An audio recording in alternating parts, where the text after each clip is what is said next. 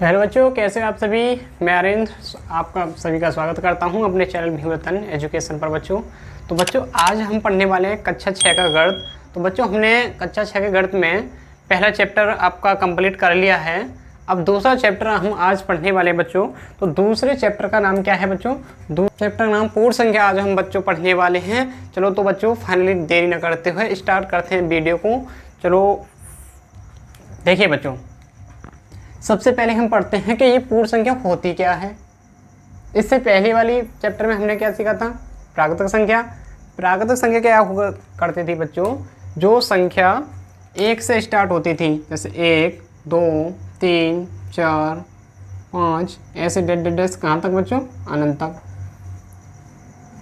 इसे कहते थे हम प्राकृतिक संख्या।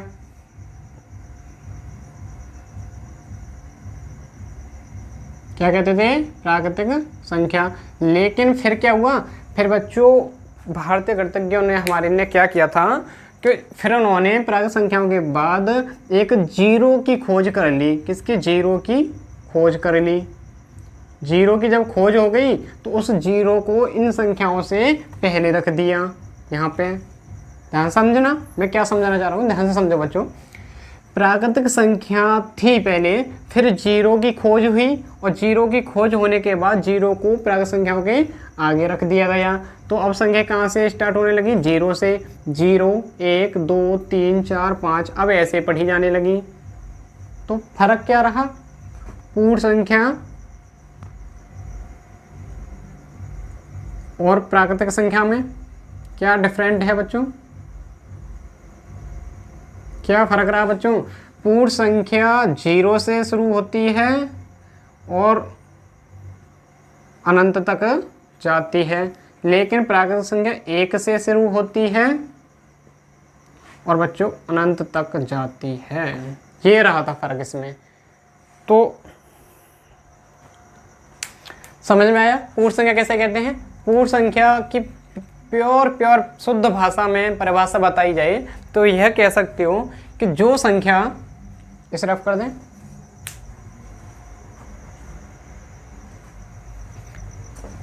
बच्चों तो क्या बताओगे आप? चलो बच्चों, इसकी परिभाषा को आप ऐसे लिख सकते हो कि जो संख्या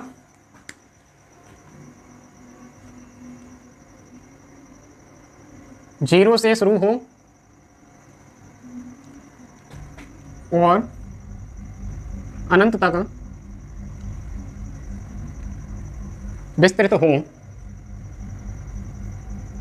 फैली हो, तो उसे पूर्ण संख्या कहेंगे। पूर्ण संख्या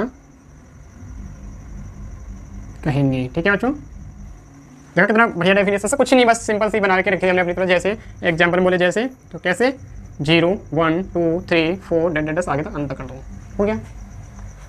जो संख्या 0 से शुरू हो और अनंत तक विस्तृत हो उसे पूर्ण संख्या कहते हैं। सिंपल सी परिभाषा है बच्चों, ज़्यादा आपको दिमाग खर्च करने की जरूरत नहीं है, सिंपल से याद कर लो। जो संख्या 0 से शुरू हो और अनंत तक विस्तृत हो उसे पूर्ण संख्या कहेंगे। जैसे 0 1 2 3 4 5 डैश आगे तक जाती जाएगी। इसमें एक खास बात बच्चों, बहुत बढ़िया बात है, नोटिस क्या है, एक नोट देने वाली बात यह है बच्चों, बहुत अच्छी बात है इसमें। क्या है वो? ये है कि देखो हमने सीखा प्राकृतिक संख्या 1 से और पूर्ण संख्या 0 से। तो प्रत्येक प्राकृतिक संख्या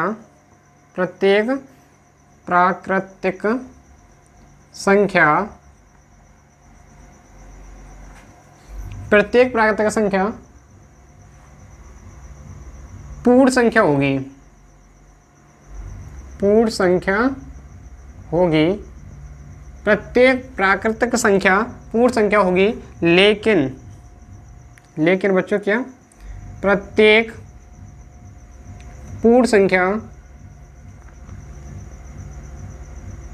प्राकृतिक संख्या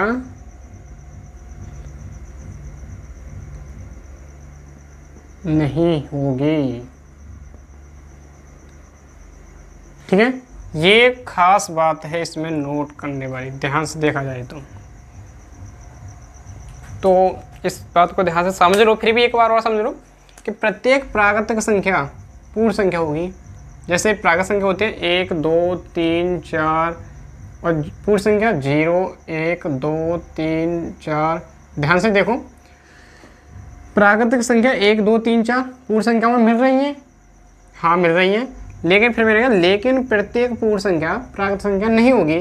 तो 0 पूर्ण संख्या है वो इसमें है नहीं है, तो प्रत्येक पूर्ण संख्या प्राकृत संख्या नहीं हो सकती है, लेकिन प्रत्येक प्राकृत संख्या पूर्ण संख्या हो सकती है। ये चीज़ खास इसमें बताने वाली थी बच्चों, ये मैंने बता दिया। ये